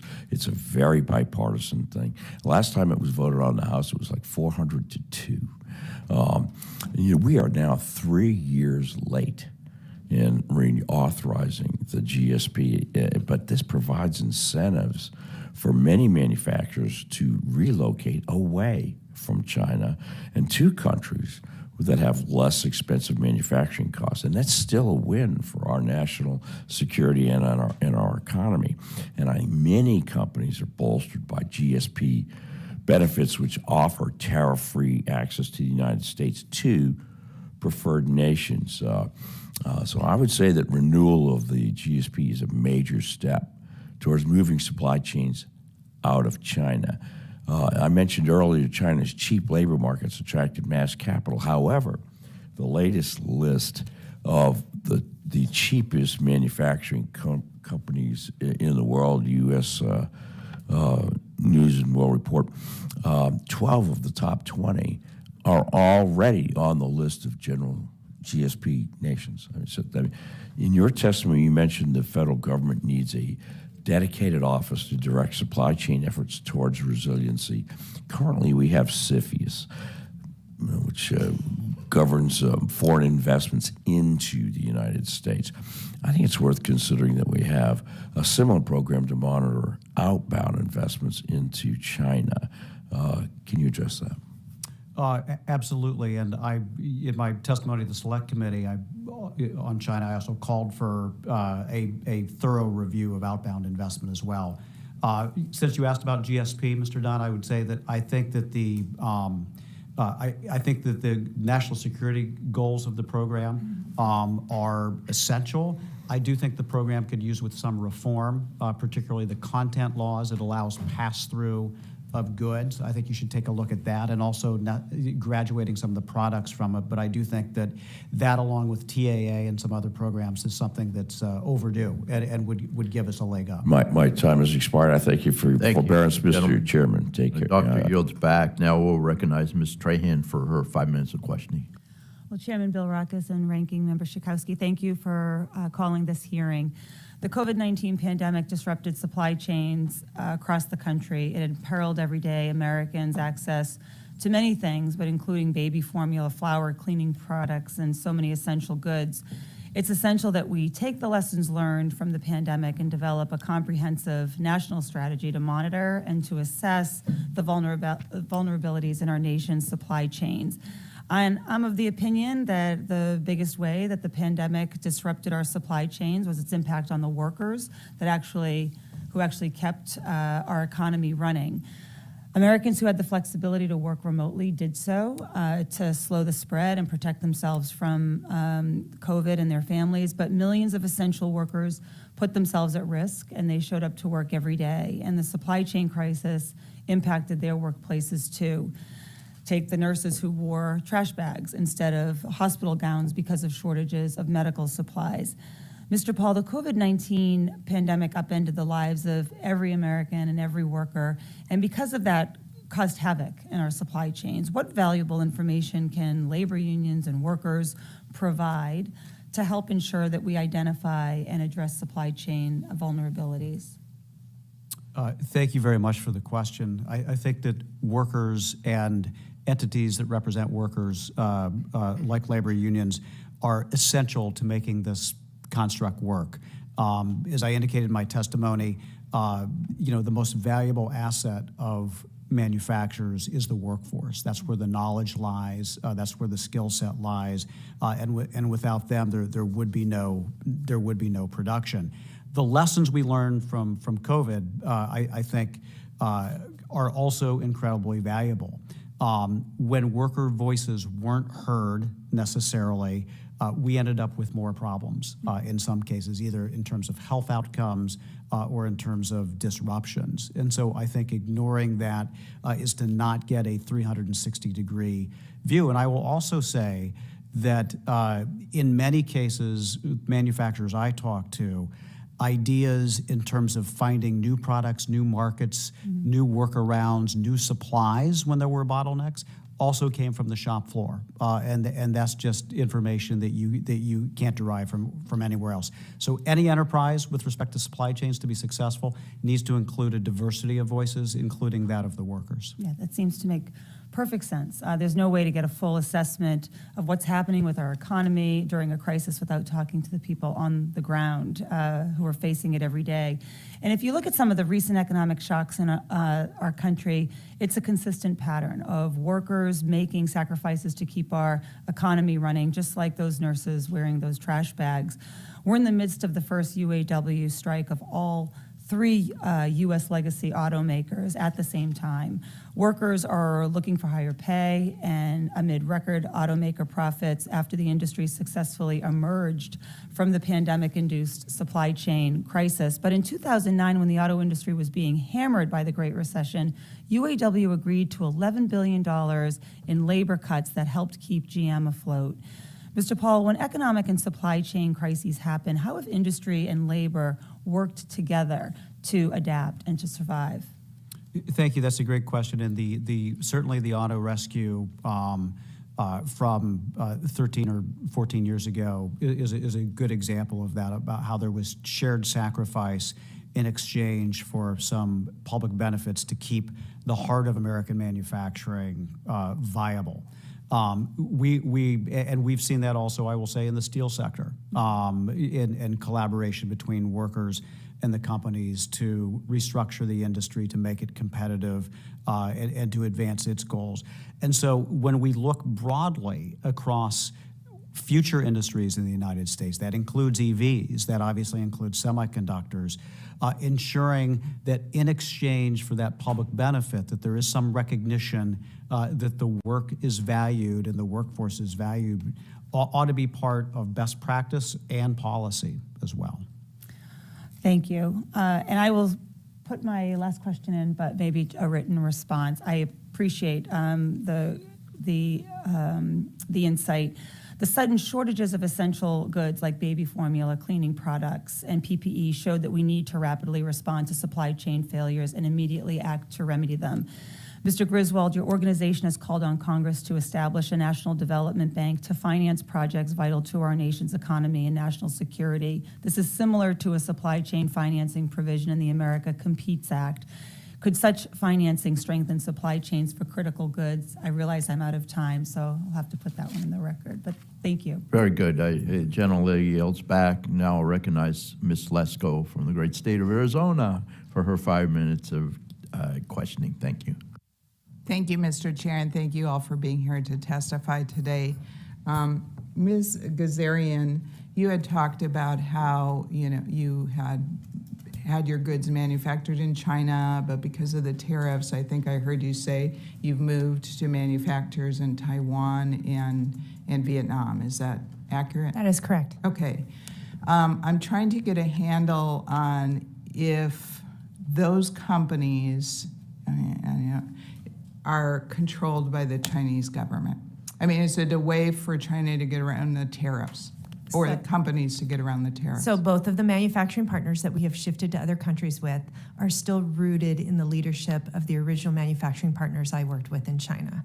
So their way was to shift into other facilities in other countries to still be able to support us with the skill and quality that we needed for our product, but to do so in other countries, yes.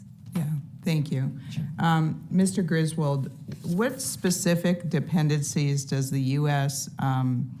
have on Chinese manufacturing and raw materials, and how can we reduce these dependencies? It's a very big and important question, and I'd love to meet with your office to talk about it at the length it deserves. You mentioned critical materials. I think the critical mineral supply chain, I know, is very much of concern to Congress and to all of you, and you're paying attention to it already, but I think it does merit mention.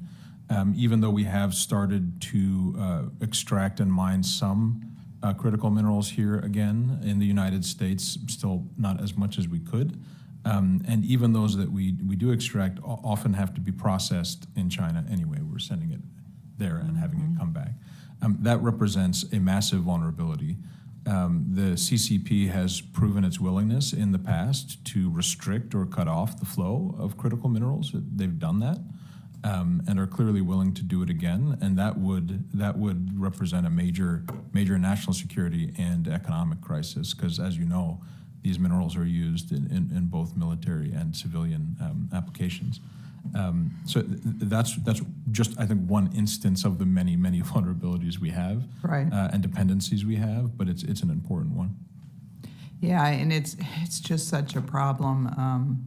You know, we had the Secretary of Energy in front of our committee, our energy, I think our full committee maybe, and you know, she said that she supports domestic mining, but in Arizona, which I represent parts of Arizona, Phoenix, they pulled back the permitting for a big copper mine, and so all of these things that we need, I think, 4 times as much copper in electric vehicles.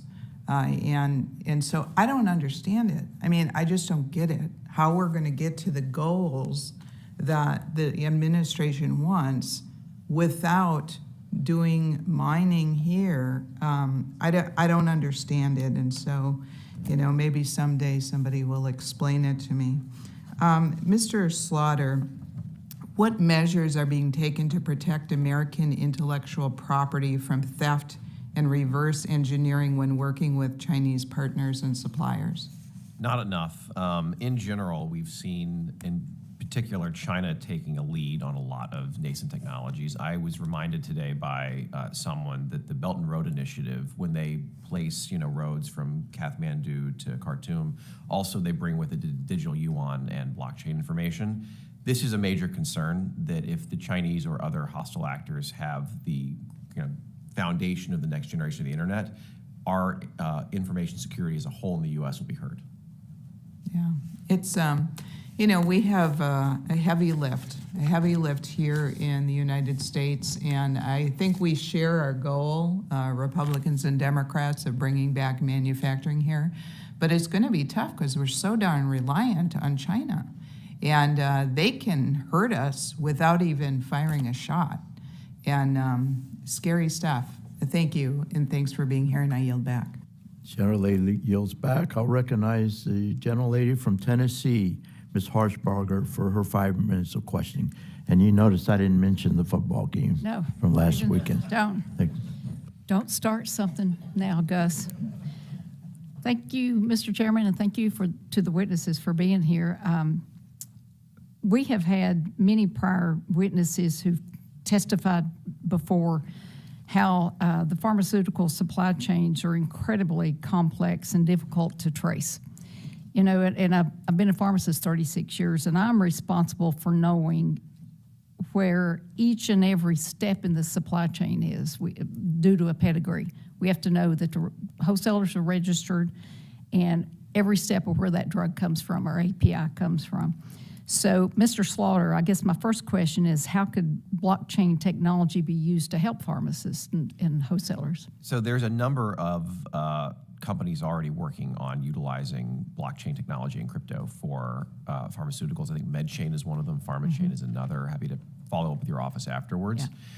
Because of the many different components of sensitive information and location involved in the creation of vaccines, of pharmaceutical products, it's very important to have total confidence in the purity and veracity of those components throughout the entire chain. That is part of the appeal of how blockchain could help the supply chain there. Okay, I would like to follow up with you on that later.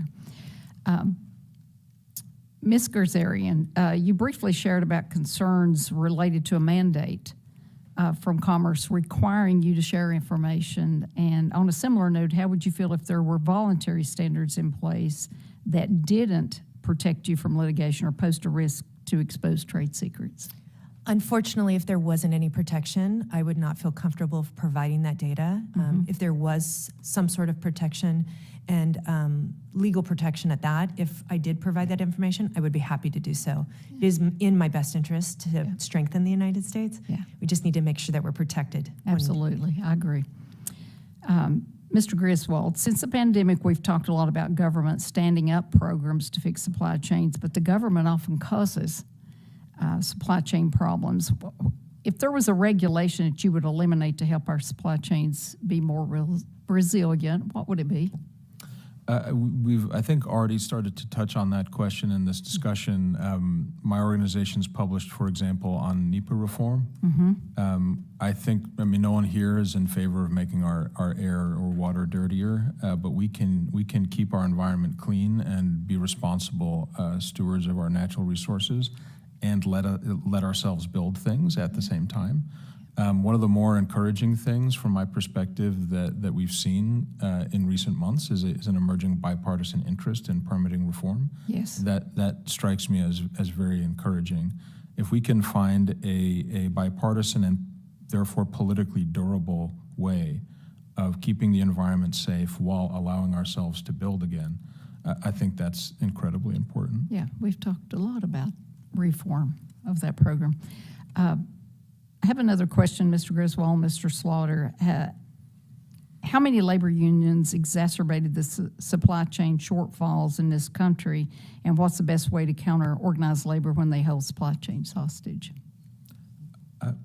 I think I would respectfully take a different view of the premise.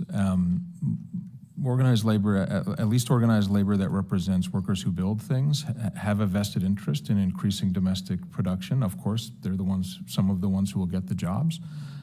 So in my view, it may be constructive to view organized labor as a potential asset to be mobilized in this political fight versus an impediment. And I might also just add that in my view, worker discontent, whether that takes the form of a strike in an organized labor context or just the great resignation and people quitting jobs they don't think are good jobs, worker discontent is itself a supply chain risk, and that it's a legitimate one to consider in my view. So I think I would respectfully just take a different view of the premise of your question. Okay, Mr. Slaughter? I would also respectfully disagree. We've seen unions interested in crypto and blockchain technology for a variety of uses. I know that there is a notable commentator, the blockchain socialist, who often writes about the way that crypto could be utilized to organize workforces in the future.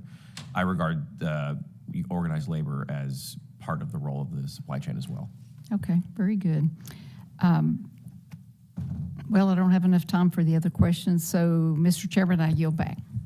General Lady yields back. Now we'll recognize Mr. Allen for his questioning. And Mr. Prince, I'm sorry, you were about 5 seconds late, but we'll get to you. Thank you, Mr. Allen. You're recognized, please. I'll be quick. And thank you, Chair, for convening this hearing, and thank you to our witnesses. Obviously, we really need to get to the. We need to drill down and figure out what is going on with the supply chain. I think we could do that pretty quickly if we could get to the issue with it. Obviously, it has something to do, obviously, with the war on fossil fuel. It has something to do with we lost. Where did 10 million workers go during COVID?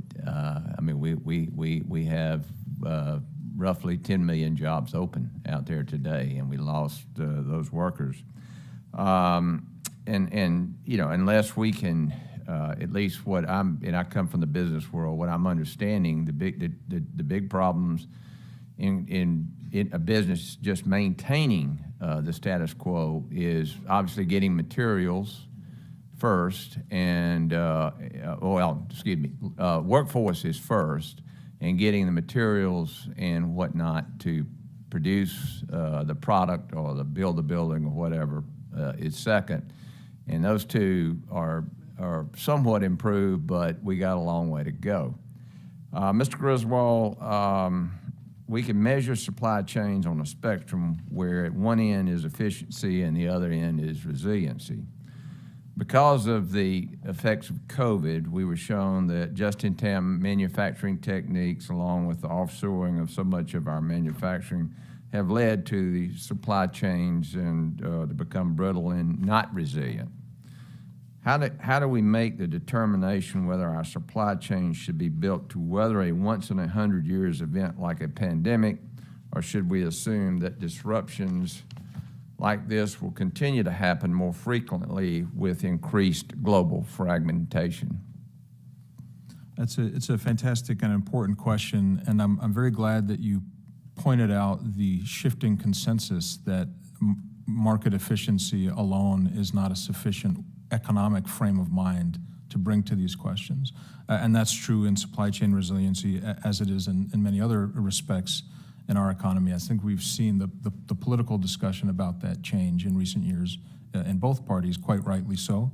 I might answer the question in terms of national sovereignty.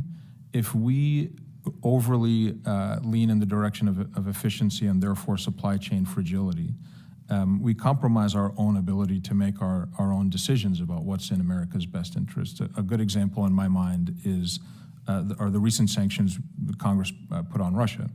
The various measures we've taken to excise Russia from the global economy. And regardless of your view of that conflict, I think it's a good thing that we had the capacity to do that if we decided it was best. We don't have the capacity to do that with China, even if we did decide it was best. And that represents to me a major compromise of American political and economic sovereignty. And if we admit, as I think you rightly have, that efficiency is not the only measure we should be looking at, that allows us to consider other measures, like our ability to act freely in our own interests on the global stage. A more resilient supply chain structure would let us do that if we decided we need to. So that's just maybe one example. There are a lot of other conversations we could have in that vein, but that's my view. And with the right leadership, we can achieve that. I think so. Yeah, okay, good. Mr. Slaughter, I've got about a minute left. Can you differentiate between general blockchain technology and cryptocurrency? Sure. So in many ways, they are connected. It depends upon the nature of the blockchain. In a permissionless blockchain, which everyone is accessible to, such as Ethereum, you need a crypto token to create the functioning of the blockchain, the proof of consensus. There are permission blockchains or very private blockchains that don't utilize that, but then you lose the decentralization.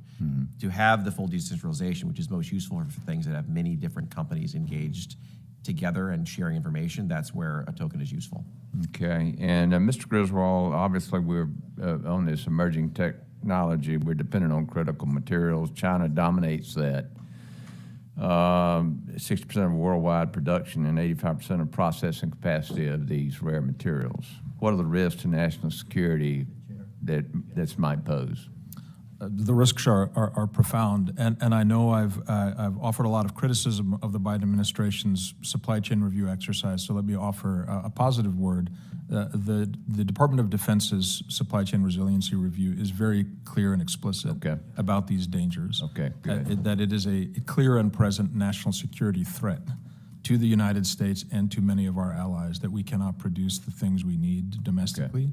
Or source the inputs that we need domestically. Okay, I've got another follow-up question for you, but I don't have time. I'll yield back, Mr. Chairman, but please get back with us on the answer to that last question. Mr. Griswold, thank you. Thank you. The gentleman yields back, and now I recognize myself for 5 minutes.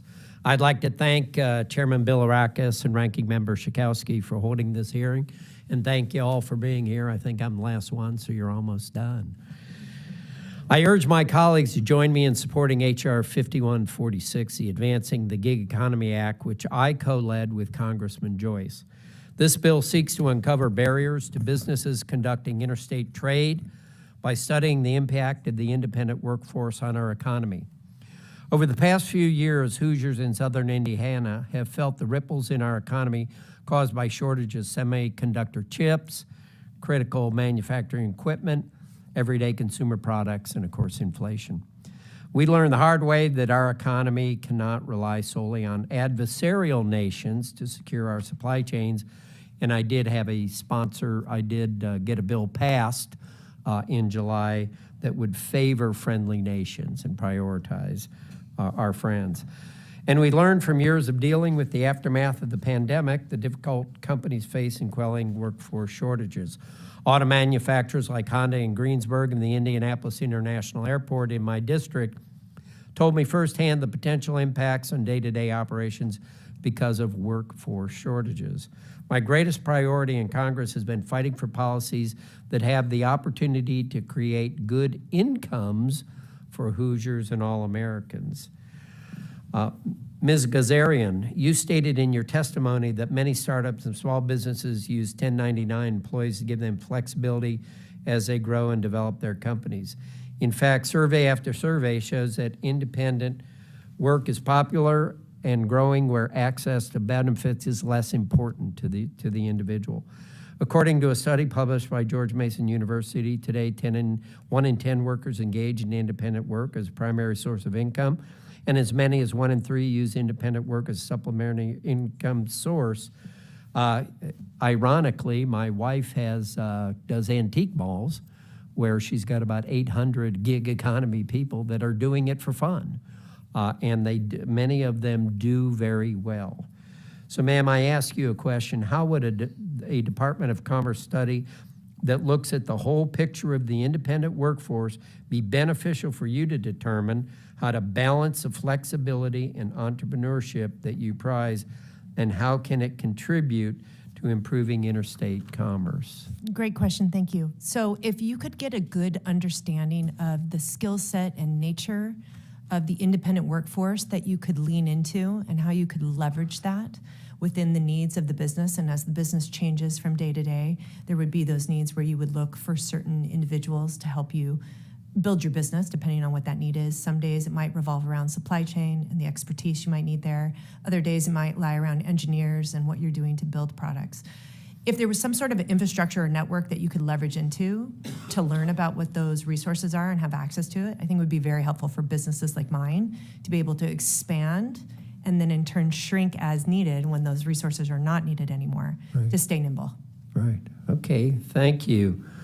Mr. Griswold, a question for you. When contemplating the strategy of decoupling from certain foreign supply chains, how are we evaluating the infrastructure and workforce limitations, not only within the United States, but, and as you know, the China issue, but also in countries where we're considering as a potential alternative source? And I know that we've moved to some other companies, but how do we look at that? It's an important question, and I would start actually by talking about our workforce development and education system in the United States.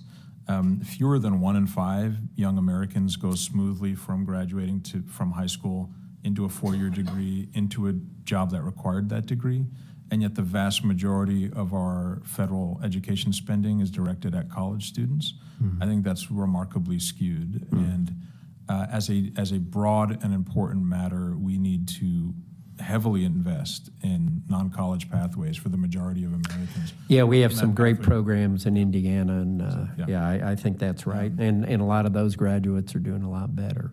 With that, I yield back my time to the chairman. I'm sorry, to Congresswoman Miller Meeks.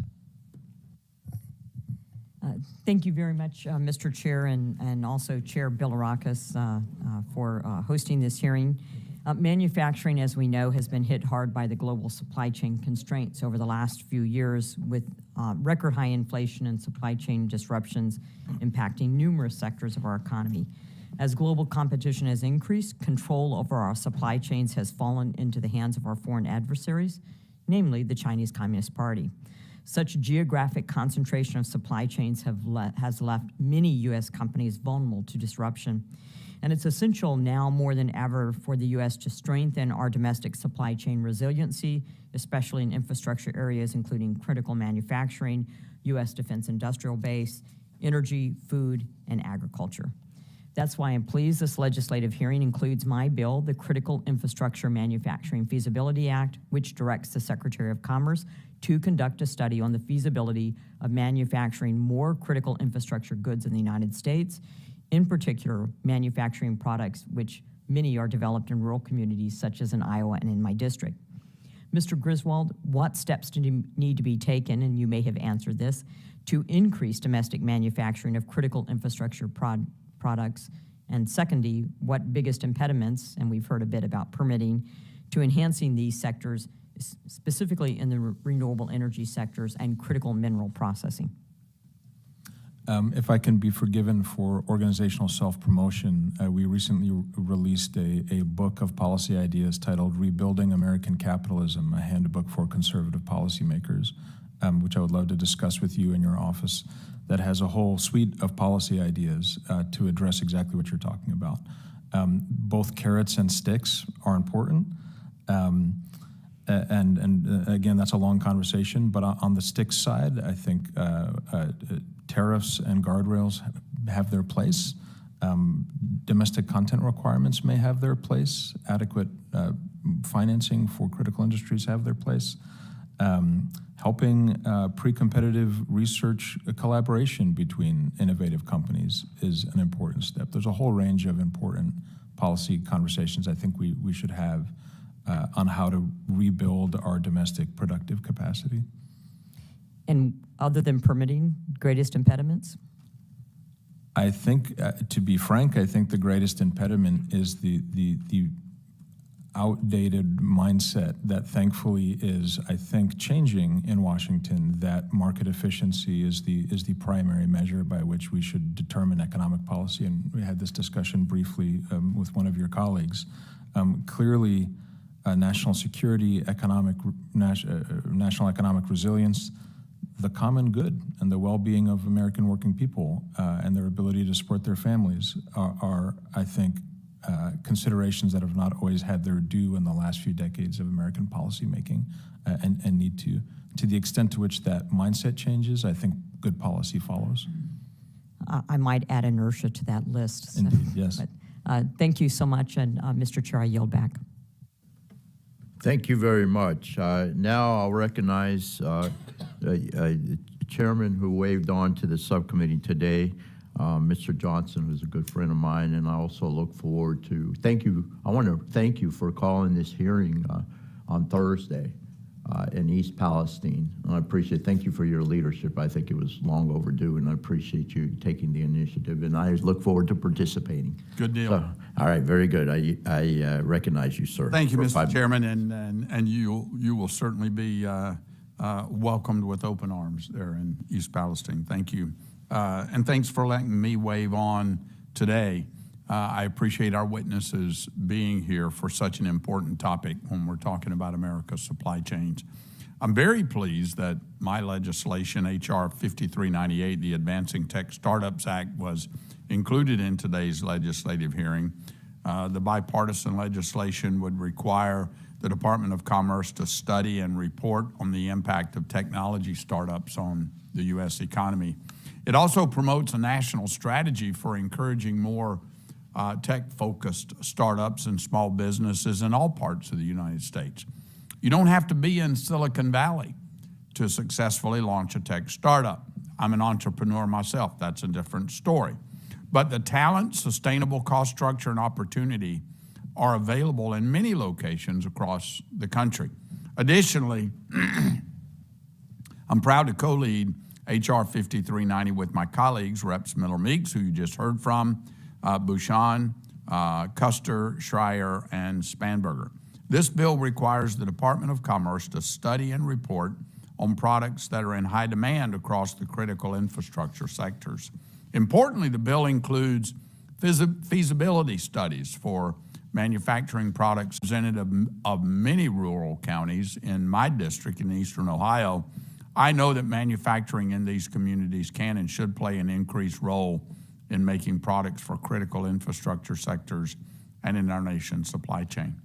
As we know, the pandemic painfully revealed the importance of creating products, supply chains, and intellectual capital right here at home. We can't rely on China or anyone else, and we don't need to.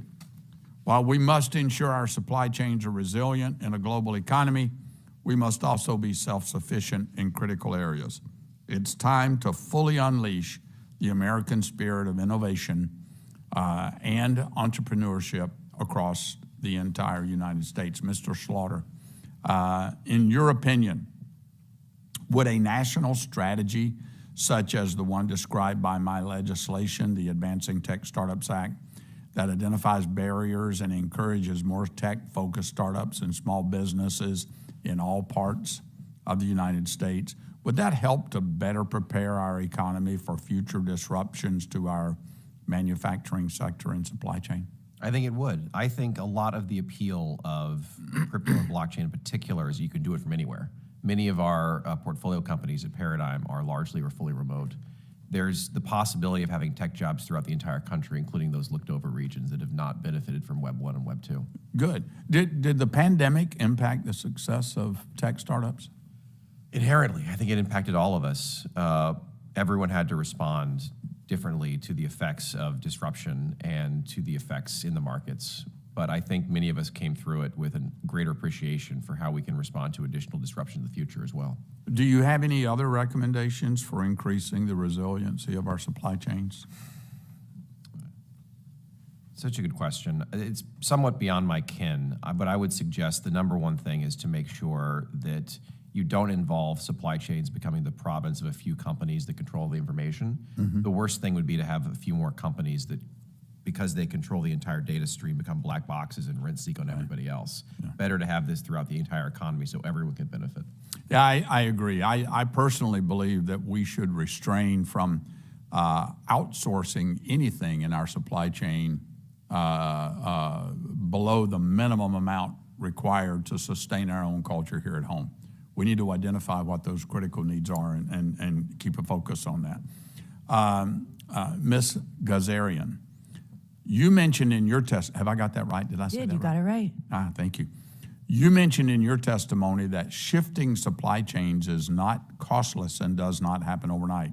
What advice do you have for other companies and particularly startups looking to center their supply chains through American companies and products? Absolutely. I would say the first thing is you really need to do your homework in regards to the resources that you need to build your products and stay at the quality, safety, and efficiency level to make sure that if you are going to produce something here, you can do so safely. Then on top of that, are the costs effective to be able to stay competitive in the market with your competition that may still be producing elsewhere? Thank you, ma'am. Mr. Chairman, I've heard from many manufacturers that tell me the quality of the raw materials they get from countries like China, even though China is dumping excess capacity on the global market, trying to disenfranchise American workers, the quality of their raw materials. Sometimes companies have to order 3 and 4 times as much so that they can get just enough to meet their needs. Even though China holds the market on those raw materials, their quality simply is not there. We can beat them at this game if we're smart. Thank our panelists, and I yield back. Agreed. Oh, I would just want to thank the panel for all your direct responses. I know I learned quite a bit during this hearing, and I appreciate it very much. And I appreciate the ranking member holding this hearing with me. And with that, we're going to close up here. I ask unanimous consent to insert into the record the documents included on the staff hearing documents list without objection. So ordered. And again, we have additional questions. So if you could respond to those questions in writing, we'd appreciate it. I remind members again that they have 10 business days to submit questions for the record and ask the witnesses to respond to the questions promptly. Members should submit their questions by the close of business day on October 4th. So again, I appreciate your testimony and your direct responses to the questions. Without objection, the committee is adjourned. Thank you.